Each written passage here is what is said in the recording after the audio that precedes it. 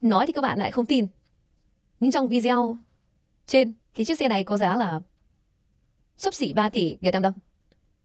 Vậy thì điều gì mà làm cho chiếc xe này lại có giá đắt như vậy, trong khi giá mùa hãng cả thùng cả xe lăn bánh có hơn 1,7 tỷ? Các bạn hãy để ý kiến nhé.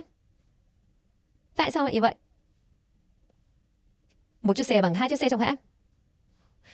Nhìn xe nhìn rất là đẹp. Đây là chiếc xe Trang Long 5 chân, Trang Long H7 5 chân nhé. Rất là đẹp luôn, điện miền Nam. Sáng mai lắm nhỉ?